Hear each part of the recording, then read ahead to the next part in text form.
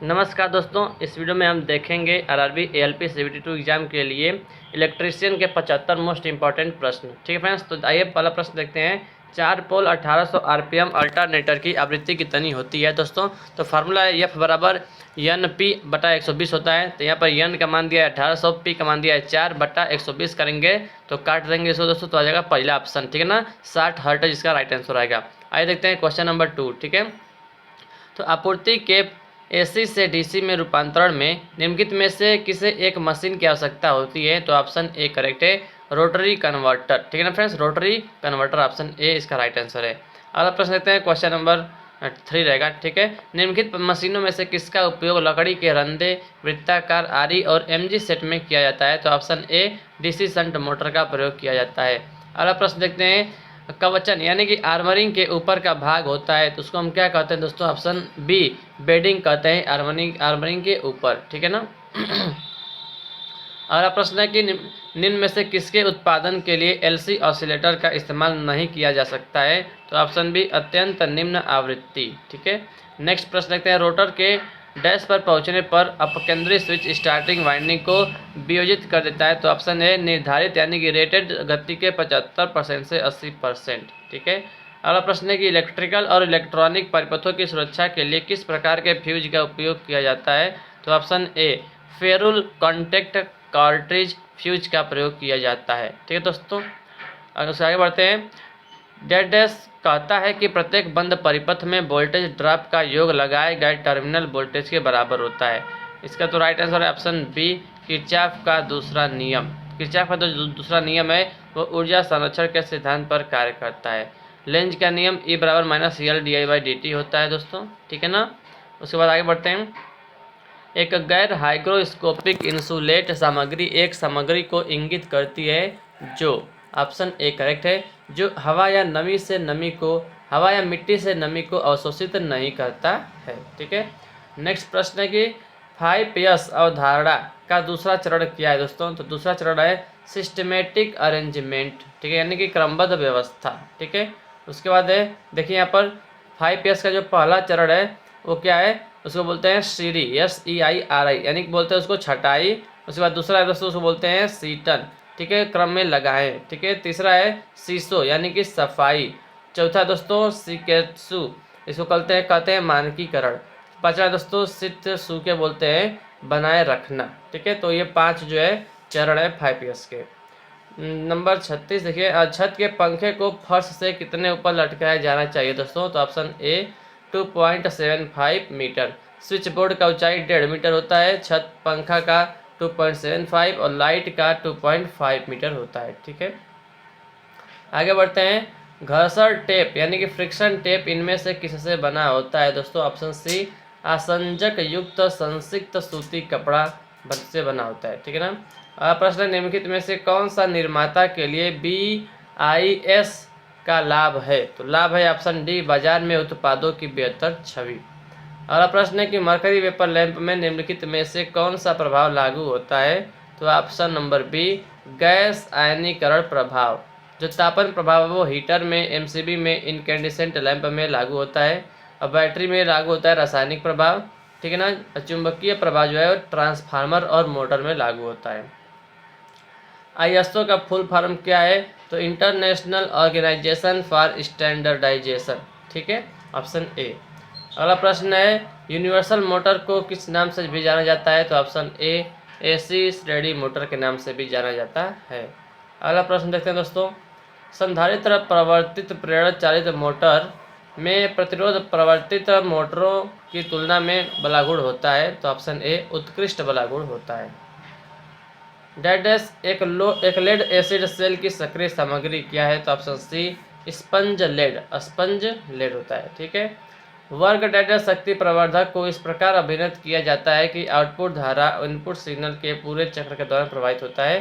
तो यह आता है दोस्तों क्लास ए एम्पलीफायर में आता है, क्लास ए एम्पलीफायर। ठीक है, एक प्रत्यावर्तक के कोर को लेमिनेटेड क्यों किया जाता है? तो ऑप्शन सी करेक्ट है, भंवर धारा हानियों को कम करने के लिए एक अल्टरनेटर के कोर को लेमिनेट किया जाता है। ठीक है फ्रेंड्स, आगे बढ़ते हैं, इनमें से किसमें जेनर डायोड का उपयोग किया जाता है? तो ऑप्शन बी वोल्टेज रेगुलेटर में जीनर डायोड का प्रयोग किया जाता है। अगला प्रश्न है तुल्यकालिक मोटर में अवमंदक वाइंडिंग का प्रयोग किस लिए किया जाता है? ऑप्शन बी, तुल्यकालिक मोटर को स्टार्ट करने के लिए किया जाता है। अगला प्रश्न है फ्रेंड्स, यहाँ पर देख सकते हैं फिगर भी बनाया गया है, ठीक है ना। रोटर का फिगर है, डैम्पर वाइंडिंग लगा हुआ है और शॉर्ट सर्किटिंग भी किया गया है। अगला प्रश्न देखते हैं, एक अत्यधिक उच्च वोल्टता केबल की वोल्टेज रेंज क्या होती है दोस्तों? तो 33 किलो वोल्ट से 66 किलो वोल्ट तक होता है, ठीक है। देखिए लो टेंशन केबल 0 से 1 किलो वोल्ट का होता है। High tension cable HT cable 1 kilo volt से 11 किलो वोल्ट तक होता है। Super tension cable ST cable 11,000 से 33,000 वोल्ट होता है। एक्स्ट्रा जो है हाई टेंशन केबल जो है 33 किलो वोल्ट से 66 किलो वोल्ट होता है, ठीक है। Extra super tension cable 66 kilo volt से 132 किलो वोल्ट होता है, ठीक है। और ultra high super tension cable जो है वो 132 किलो वोल्ट से ऊपर होता है। एक लघु पतित संधारित्र शॉर्टेड कैपेसिटर का वोल्टेज होता है 0 होता है।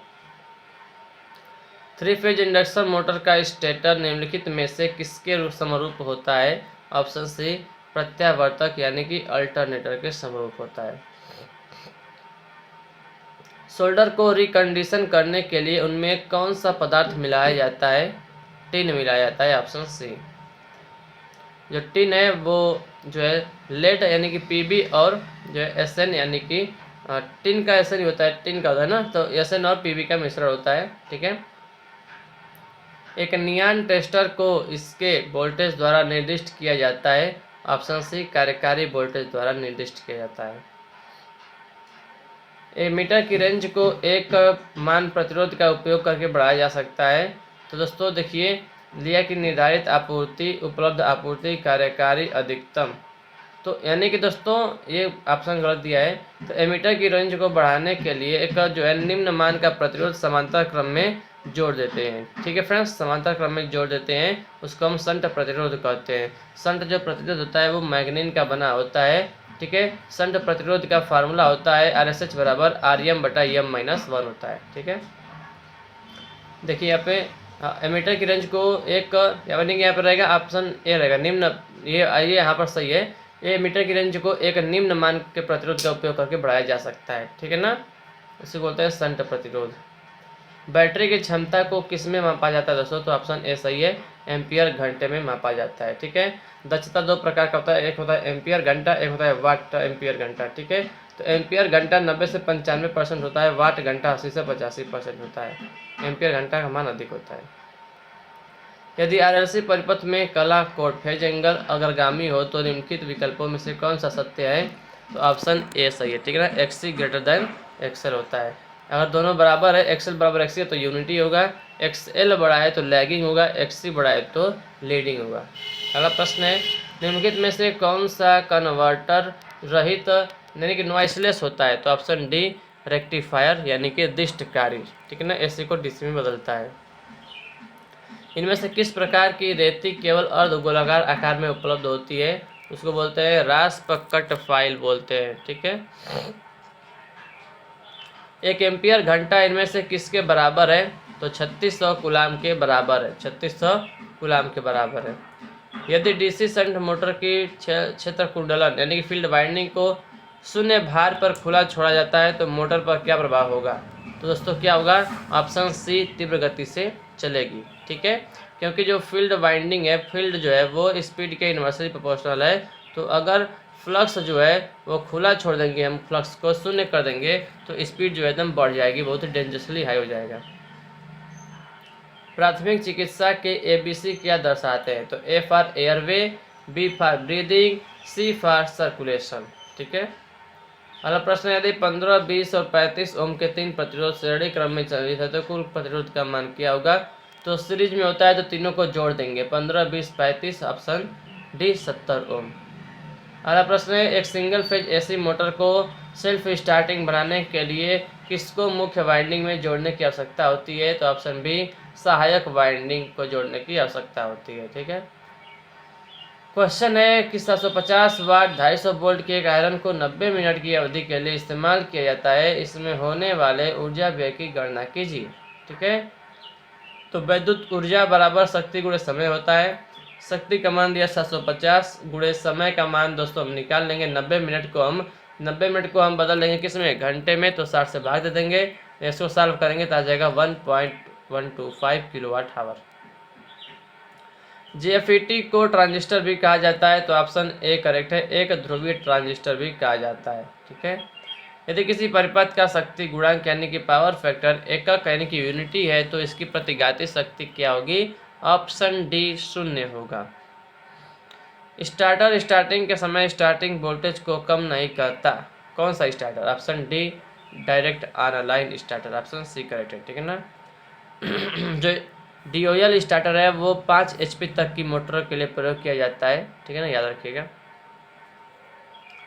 बीजेटी के टर्मिनल कौन कौन से टर्मिनल होते हैं बीजेटी के, तो बेस, कलेक्टर और एमीटर होता है, ऑप्शन बी।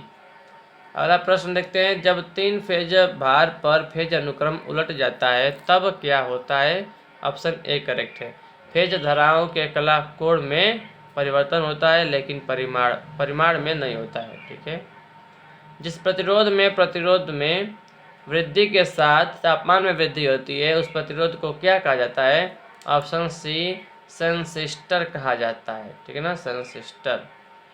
एक मानक फूड मिक्सचर की गुणन गति कितनी होती है दोस्तों, तो 3000 से 14000 RPM तक होती है। स्थैतिक प्रेरित विद्युत वाहक बल का एक उदाहरण है, ऑप्शन सी परिणामित्र यानी कि ट्रांसफार्मर। ठीक है, आगे बढ़ते हैं। सिंगल फेज एसी परिपथ में शक्ति का सूत्र क्या है, तो ऑप्शन ए VI cos फाई। ठीक है, लेड एसिड बैटरी में सेपरेटर की सामग्री किस प्रकार की होती है, तो ऑप्शन ए छिद्रयुक्त होती है। नेक्स्ट क्वेश्चन है, डीसी मोटर की गति इनमें से किसके व्युत्क्रमानुपाती होती है, तो देख सकते हैं यहाँ पर n बराबर होता है वह 120 F/P भी होता है। ठीक है ना, तो और n प्रोपोर्शनल टू EB/φ भी होता है, तो फाई क्या है, फ्लक्स, तो फ्लक्स के व्युत्क्रमानुपाती होती है। ट्रांसफार्मर कोर लेमिनेटेड क्यों होता है दोस्तों, तो ऑप्शन 3 आवर्त धारा हानि को कम करने के लिए। ठीक है ना, इसीलिए। अगला प्रश्न है, एक डीसी लोड लाइन 3 अलग अलग क्यू बिंदुओं को दर्शाती है, ऊपरी क्यू बिंदु द्वारा क्या दर्शाया जाता है, तो ऑप्शन 1 अधिकतम धारा प्राप्ति को दर्शाया जाता है। एक IGBT के 3 टर्मिनल कौन कौन से होते हैं, तो होता है उसको कलेक्टर यानी कि संग्राहक, उत्सर्जक और गेट होता है। ठीक है, इलेक्ट्रॉनों का पता लगाने और उन पर प्रक्रिया करने के लिए जे थॉम्सन द्वारा बनाया गया उपकरण कौन सा है, तो option 2 cathode ray tube CRT। एक डीसी जनरेटर में घूर्णन भाग कौन सा होता है, ऑप्शन ए आर्मेचर होता है। ठीक है, विरोधी विद्युत वाहक बल का दूसरा नाम क्या है, तो ऑप्शन 3 काउंटर विद्युत वाहक बल। वह अधिकतम भार क्या है जो ऐसे परिपथ में जोड़ा जा सकता है जो केवल लाइटिंग बिंदुओं को जोड़ता है, तो ऑप्शन 2 करेक्ट है, 800 वाट। एक लूप के आसपास का सभी वोल्टेज का योग 0 के बराबर होता है, उसकी व्याख्या कौन सा नियम करता है, तो उसका करेक्ट है ऑप्शन 4 किरचॉफ का दूसरा नियम करता है। एक कम प्रतिरोध के शंट के प्रयोग से एक गतिशील कॉइल अस्थायी चुंबक साधन निम्नलिखित में से किसके समान प्रयोग किया जा सकता है, तो ऑप्शन 4 एमीटर के समान प्रयोग किया जा सकता है। अगला क्वेश्चन है, डीसी मशीन में आर्मेचर प्रतिक्रिया की चुंबक शक्ति को समाप्त करने का प्रभाव निम्नलिखित में से किस कारण से होता है, तो ऑप्शन 3 करेक्ट है, फील्ड पोल की चुंबकीय संतृप्ति। अगला प्रश्न है, विरोधी विद्युत वाहक बल के लिए सूत्र क्या है, तो AB बराबर फाई ZN/60 गुणे P/A होता है। ठीक है, स्टील टरबाइन द्वारा संचालित अल्टरनेटर को कहा जाता है, ऑप्शन 2 टर्बो अल्टरनेटर कहा जाता है, जिसमें 2 पोल होता है और 3000 RPM इसकी स्पीड होती है। एक गतिशील कुंडली वोल्टमापी किस प्रकार के वोल्टेज को मापता है, ऑप्शन बी केवल DC वोल्टेज को मापता है, और PMMC जो होता है वो औसत मान को मापता है। भार के लिए उपयुक्त मोटर जहां निरंतर अपेक्षित गति है उसको क्या कहते हैं, कौन सा मोटर होता है, सिंक्रोनस मोटर होता है। निरंतर जो है स्थिर अपेक्षित गति होती है। ठीक है, तो सिंक्रोनस मोटर बोलते हैं। स्लिप 0 होता है, सिंक्रोनस स्पीड बराबर रोटर की स्पीड होता है। एक लेड एसिड सेल का ऊर्जा घनत्व क्या है, तो ऑप्शन बी करेक्ट है, 80 से 110 वाट आवर, ठीक है। ऊर्जा घनत्व है ना, तो वाट आवर प्रति यल, यल क्या होता है बताइएगा आप लोग। कम्यूटेटर घटकों को एक दूसरे के डैश डैश की पतली परतों द्वारा पृथक किया गया है, तो अभ्रक, ठीक है ना, अभ्रक यानी कि माइका। इंडक्शन मोटरों की गति नियंत्रण करने के लिए स्टेटर वोल्टेज नियंत्रण निम्नलिखित में से किसके लिए उपयुक्त है, तो ऑप्शन बी फैन और पंप ड्राइव के लिए। जब V और R के मान दिए गए हों तब I प्राप्त करने का सूत्र क्या है, तो I बराबर V/R होता है, ठीक है। डीसी जनरेटर में अवशिष्ट चुंबक का क्या कार्य है, तो ऑप्शन 3 वोल्टेज का निर्माण करना। निम्नलिखित में से कौन सा सत्य नहीं है, R ओम के प्रतिरोध और C फैराड की धारिता वाले एक श्रेणी परिपथ में शक्ति घटक का कोण क्या है, तो option 1 cos inverse reactive power upon apparent power, ठीक है। वार्ड लियोनार्ड नियंत्रण क्या है दोस्तों, तो है वोल्टेज नियंत्रण विधि है, एक प्रकार का वोल्टेज नियंत्रण विधि है। एक तुल्यकालिक जनरेटर में आर्मेचर की प्रतिक्रिया का कौन सा प्रभाव जीरो पावर फैक्टर लैगिंग को संचालित करता है, तो ऑप्शन बी डीमैग्नेटाइजिंग, ठीक है। हालो कंडक्टर के उपयोग से कोरोना क्षति को कम किया जा सकता है, निम्नलिखित में से सही कारण चुनिए। किसी दिए हुए अनुप्रस्थ काट में चालक की त्रिज्या बढ़ती है। एक विद्युत परिपथ में लपेटे गए वायर की लंबाई निम्नलिखित में से किसके रूप में संदर्भित है, ऑप्शन 4 कंडक्टर। यदि दो प्रतिरोध जो है 5 ओम और 5 ओम एक समांतर में जुड़े हैं तो R इक्विवेलेंट कितना होगा, तो R/N होता है, तो 5/2 यानी कि 2 जुड़े हैं तो 5/2 बराबर 2.5 ओम, ठीक है। एक पावर SM में लाइन और अर्थ के बीच जोड़े गए त्वरित रोधक का उद्देश्य क्या है, ऑप्शन 3 टर्मिनल उपकरण को प्रगामी सर्जों से रक्षा करना। अगला प्रश्न देखते हैं। एक जावक्रीय तरंग यानी कि एक साइन वेव का रूप गुणक निम्नलिखित में से किसके समान होता है, तो 1.11 होता है, ठीक है। साइन वेव का पीक फैक्टर √2 होता है यानी कि 1.414 होता है। एक सोडियम वाष्प लैंप की प्रकाशमान दक्षता क्या है, ऑप्शन बी 50 ल्यूमेन प्रति वाट है। अगला प्रश्न है ओम के नियम का सूत्र क्या है, तो V बराबर IR होता है, ठीक है। जो दूसरा लिखा हुआ है E बराबर V + IR है, ये जनरेटर का EMF लिखा गया है। आर्मेचर वाइंडिंग के संबंध में सही विकल्प चुने, तो ऑप्शन नंबर इसमें से कौन सा करेक्ट है दोस्तों, बी वाला। EMF वर्किंग फ्लक्स से उत्पादित होता है, ठीक है। अगला प्रश्न है लेंज के नियम का समीकरण क्या है, E ∝ जो है dϕ/dt होता है, ठीक है। 32 नंबर का ज़्यादातर ऐसी मशीनों में किस प्रकार का घुमाव आमतौर पर रिवाइंडिंग अभ्यास के लिए किया जाता है, तो ऑप्शन नंबर 3 बास्केट वाइंडिंग का प्रयोग करते हैं। इनमें से कौन सा ट्रांसफार्मर आकार से सबसे छोटा होता है, तो ऑप्शन नंबर 3 5 kVA 100 हर्ट्ज, ठीक है। यानी कि अगर फ्रीक्वेंसी बढ़ेगा तो साइज क्या होगा, छोटा होगा।